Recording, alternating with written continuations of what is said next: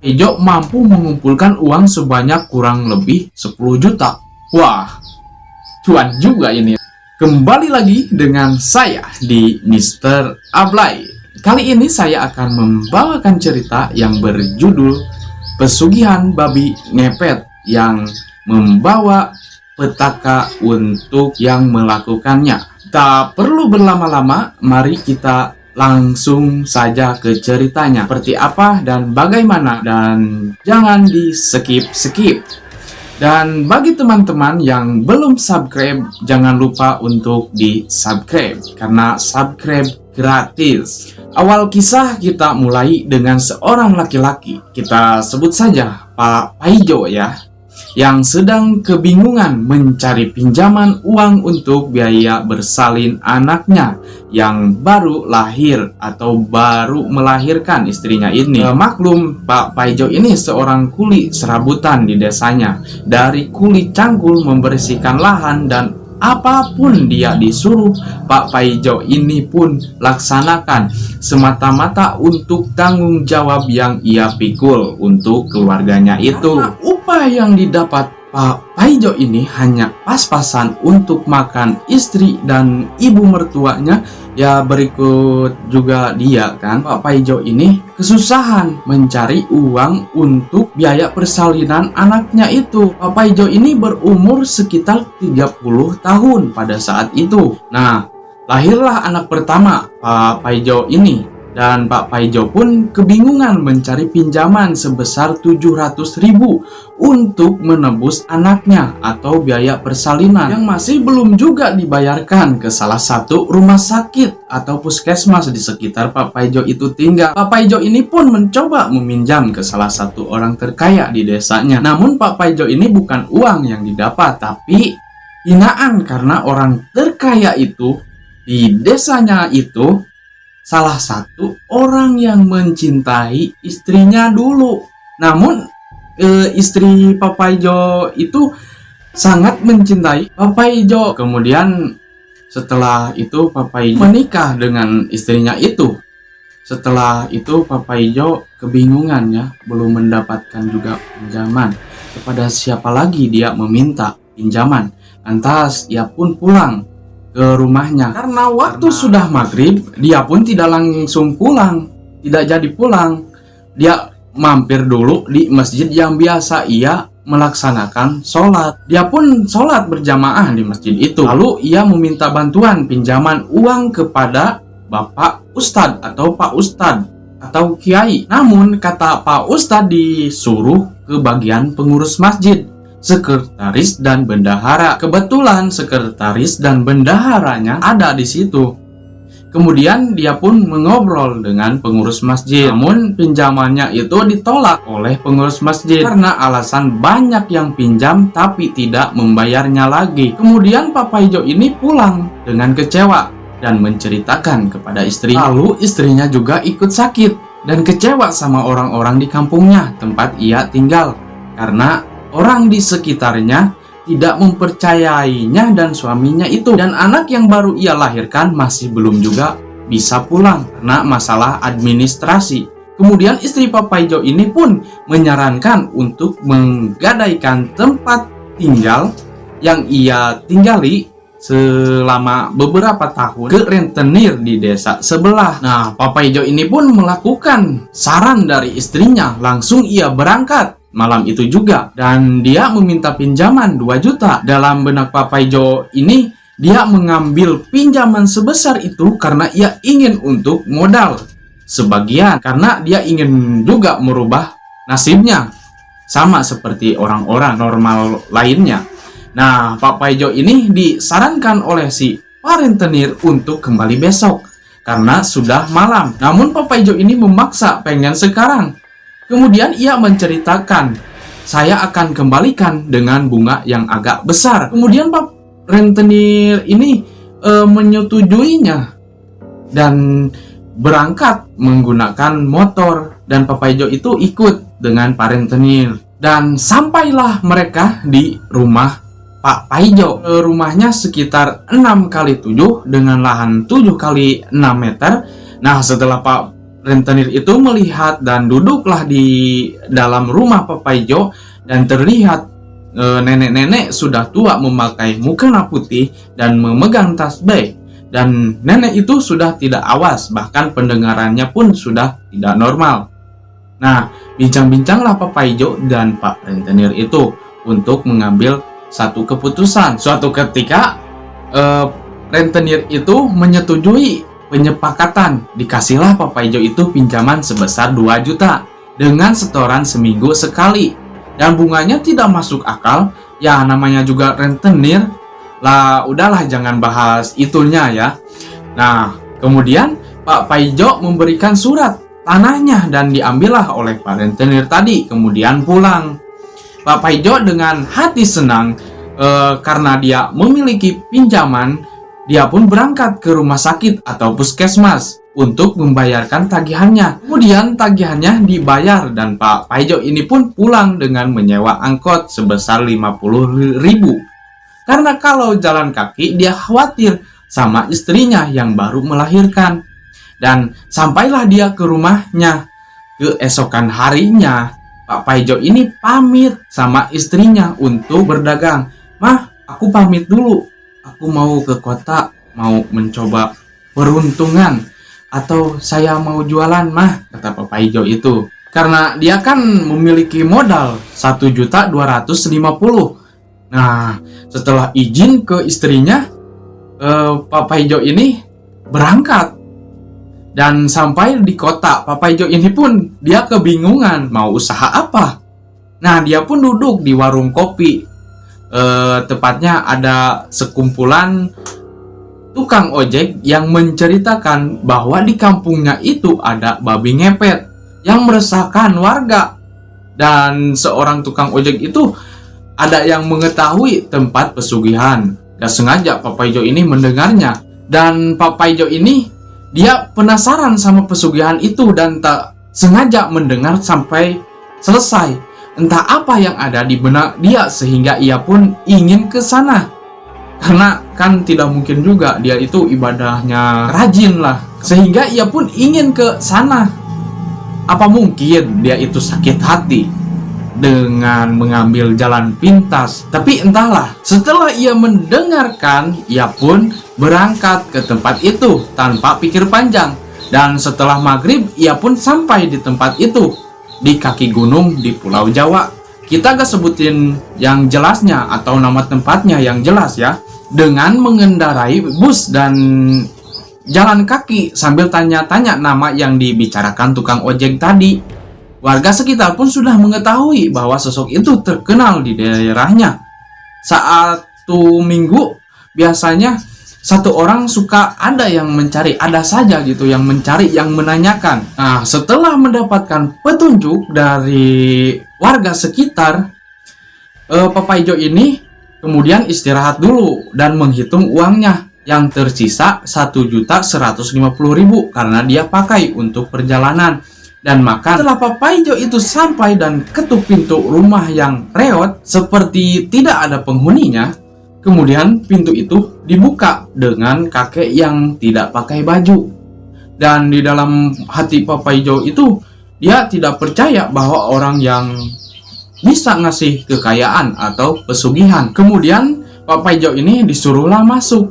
Pak Paijo duduklah di menghadap Pak Kuncen gunung itu yang tinggal di kaki gunung itu. Setelah itu kakek itu mengetahui tentang Paijo ini. Dia bicara, "Jadi kamu mengetahui tempat ini dari tukang ojek?" Kata Pak Paijo, "Iya Pak." Kata Kuncen itu, "Jangan panggil bapak, Bah aja," kata dia. "Dan kamu tanya sama warga di sekitar, beruntunglah kamu sampai ke sini dan warga baik sama kamu," kata Kuncen itu. "Karena saya akan bantu kamu jadi orang yang dihargai sama orang-orang atau orang kaya," kata Kuncen itu. Dalam benak Pak Paijo ini, dia keanehan, kok bisa tahu kakek ini? Dan kakek ini bicara lagi, "Kamu mau ngambil pesugihan ini?" Pak Paijo pun menganggukkan kepalanya perlahan. Kemudian kakek ini berkata, kamu harus membayar mahar 1.500.000. Tapi saya tahu kamu memiliki uang hanya 1.150.000. Itu bisa saja. Namun setelah mati, kamu tidak bisa menjadi manusia kembali.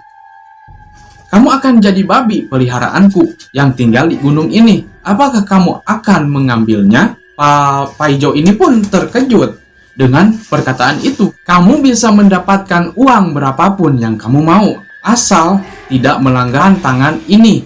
Jangan pernah sholat, pokoknya tinggalkan yang diajarkan agama kamu.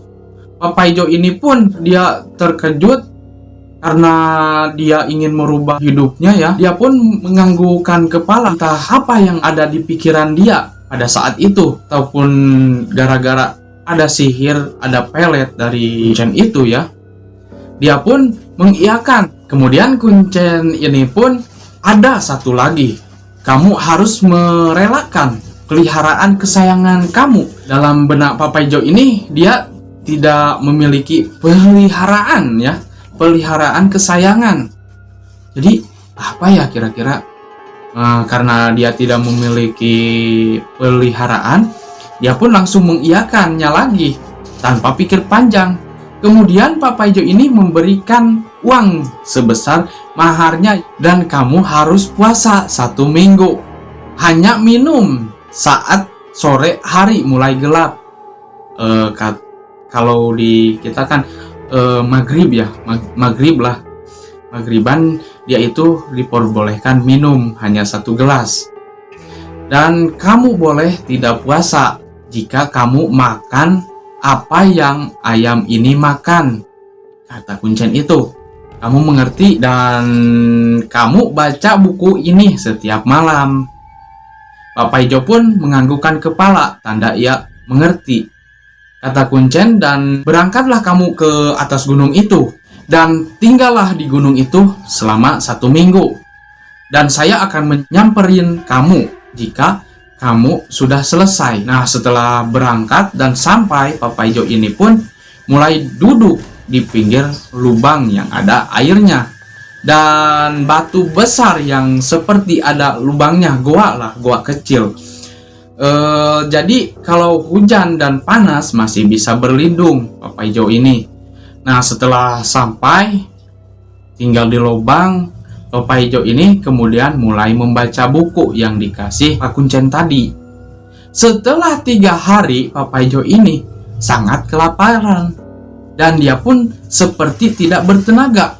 Dan selama itu anehnya, di sekitaran Pak Paijo itu, dia tinggal di situ atau menetap di situ, di goa itu dengan ayam, banyak cacing yang dimakan oleh ayam yang dibawa Pak Paijo itu. Kebiasaan Pak Paijo, dia itu melihat cacing kemudian dikasih ke ayam itu, ke indukan, ke anakannya ya. Karena dia itu harus menyayangi, kata kuncen itu, menyayangi ayam itu. Setelah itu Pak Paijo dia pun ingat kata kuncen itu, boleh makan asal memakan apa yang ayam itu makan. Kemudian Pak Paijo itu mencoba mencicipi cacing itu, dan entah kenapa, atau kemungkinan dia itu sangat lapar, dia pun seperti makan satu lauk yang enak. Dan Pak Paijo ini pun karena lapar, dia bareng ayam itu memakan cacing yang ada di tanah yang diambil Pak Paijo. Nah, kita kembali ke rumah di mana istrinya yang sedang ditagih oleh si bapak rentenir. Dan istri Pak Paijo pun meminta waktu karena suaminya belum kunjung pulang juga mengirimkan uang. Terus si bapak rentenir itu langsung berkata, ingat ya, kalian itu harus mengembalikan uang yang dipinjam sebesar 2 juta. Dan kamu harus setor ke saya 700.000 setiap minggu. Emang berapa Pak suami saya pinjam uang ke bapak, kata istrinya. Kata rentenir itu, dia bilang 2 juta, saya ada buktinya. Dan pokoknya kalian harus bayar atau tempat ini kami ambil. Kemudian kata istri Pak Paijo, iya Pak, saya akan bayar. Tapi saya nunggu waktu atau nunggu suami saya pulang dulu. karena suaminya belum pulang selama 1 minggu. Istrinya pun marah pada Pak Paijo karena dia kecewa, mau pinjam 700.000 malah 2 juta. Pak rentenir itu kemudian pergi. Nah, kita kembali lagi kepada Pak Paijo. Pak Paijo ini sudah 7 hari ya, dia itu berada di gunung itu dan berpuasa dan membaca buku seperti yang Kuncen itu katakan. Dia melakukan kebiasaannya seperti itu selama 1 minggu dengan ayamnya. Siangnya mencari cacing dan dimakan. Nah, kemudian Kuncen pun datang pada malam itu, pada malam terakhir, dan mengatakan, "Kamu berhasil," kata Kuncen itu, "dan kamu harus memberikan peliharaan 1 untuk disembelih dan 1 lagi diberikan kepadaku." Dan Pak Paijo ini pun menyetujuinya. Jadi ayam itu dikasih kepada Kuncen 1 dan disembelih 1. Dan Kuncen bertanya, "Kamu mau pilih mana? Anaknya atau induknya untuk disembelih?" Karena ayam yang kecil kemungkinan waktunya lama, kata Pak Paijo. Pak Paijo ini memilih ayam kecil untuk disembelih dan ayam yang besar dikasih kepada Kuncen itu supaya beranak, kata Pak Paijo. Ya, itu tidak mengetahui hal aneh yang akan terjadi. Kemudian Pak Kuncen ini menyuruh Pak Paijo untuk menyembelih ayam anakannya itu. Dan Pak Paijo ini tanpa pikir panjang, karena dia ingin pulang, dia pun langsung menyembelih.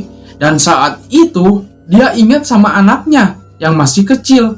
Matanya pun seperti manusia ayam itu.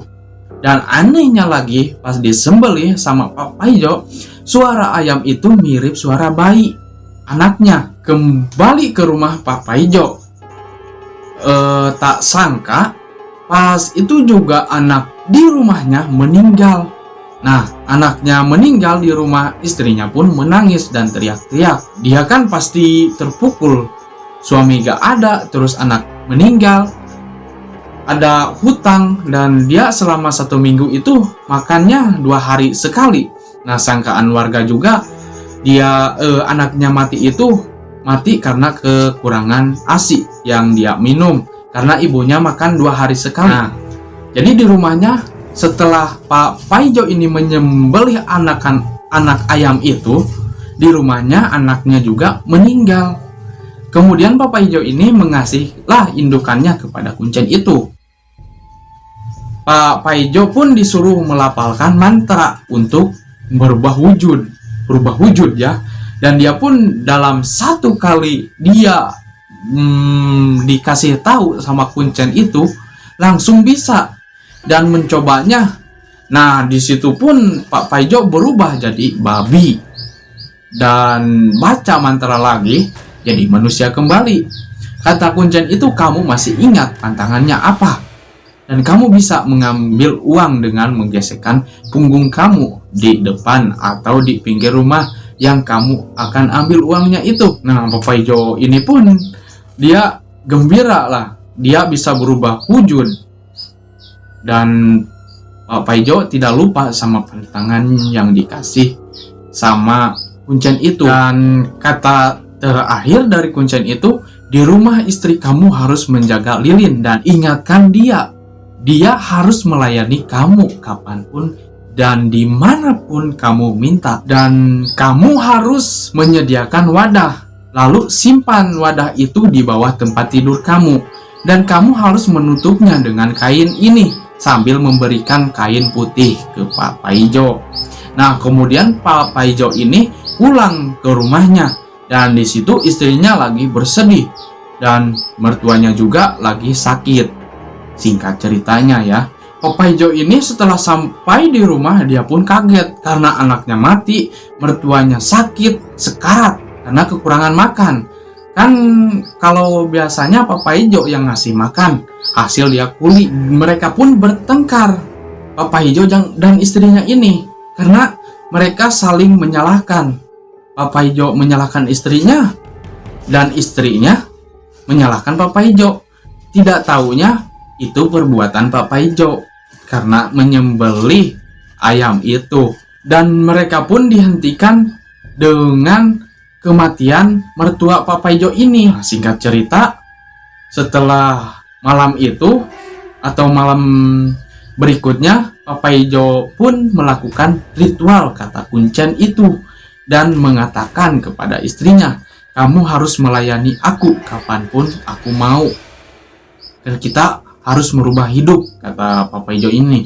"Dan sekarang kamu harus menghidupkan lilin ini sambil mengasih. Jangan sampai mati lilin ini.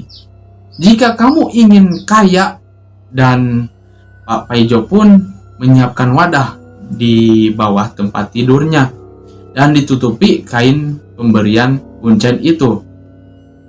Nah, karena istrinya sudah terserah bagaimana karena mamahnya sudah meninggal, anaknya sudah meninggal. Jadi istri Pak Paijo ini sudah pasrah mau bagaimanapun ya. Nah, setelah istrinya menyalakan lilin, Pak Paijo pun pergi keluar. Dan setelah ia di tempat yang sepi, ia pun membacakan mantra yang dikasih kuncen itu untuk berubah bentuk.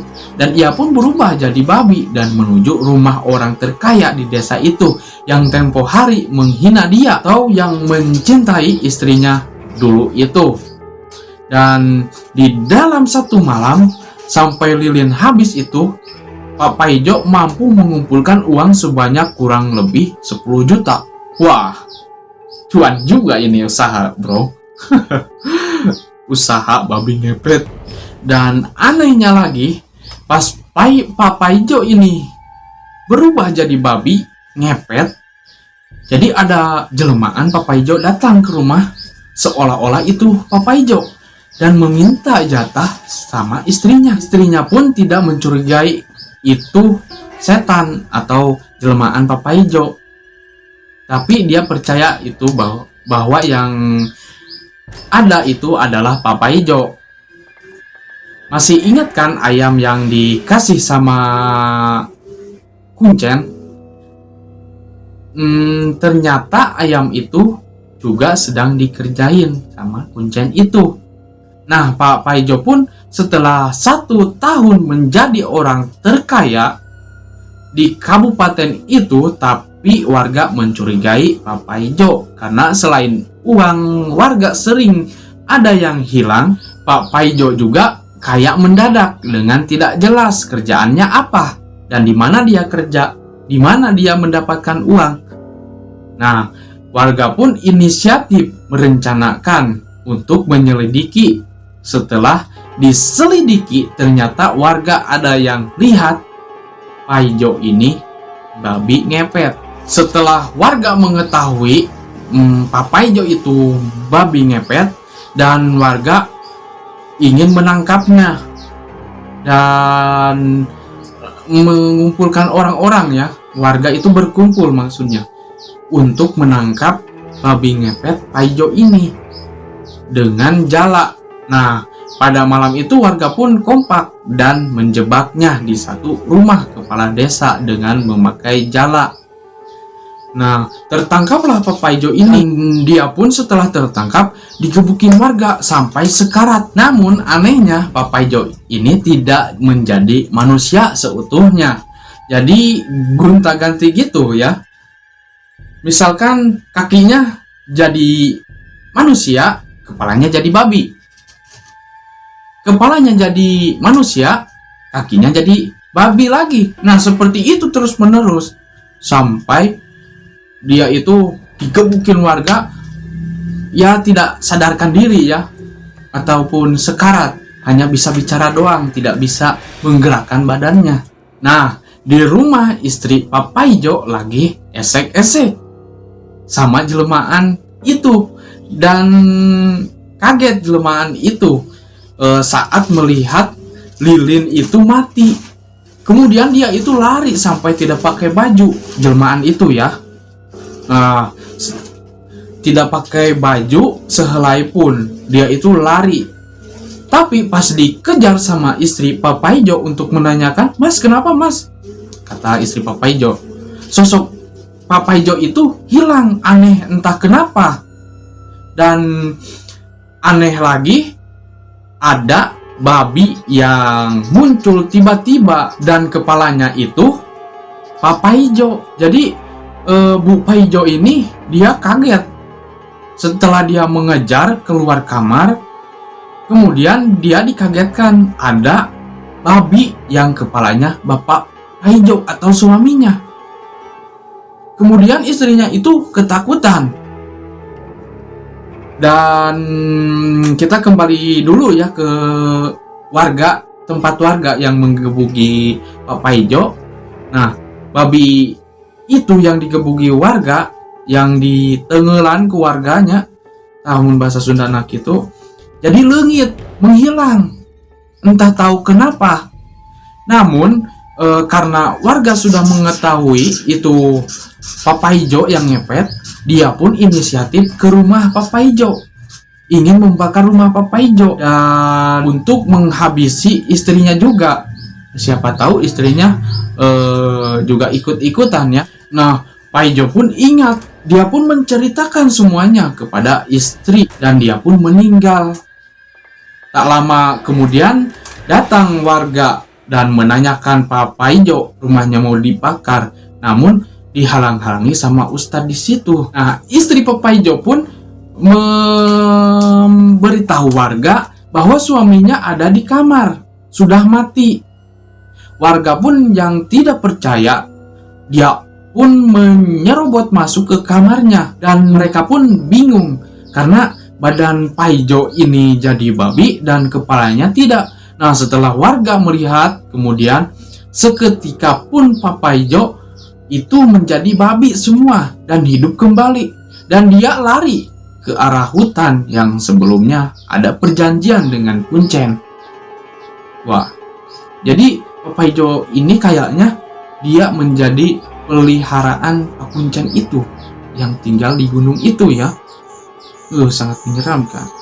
Nah, kemudian istrinya menceritakan kepada Pak Ustadz yang tadinya mau dibunuh warga, dihalang-halangi sama Pak Ustadz, dan rumahnya mau dibakar, dihalang-halangi Pak Ustadz juga, sehingga harta Pak Paijo dan istrinya itu digunakan untuk urusan keagamaan dan rumahnya dijual.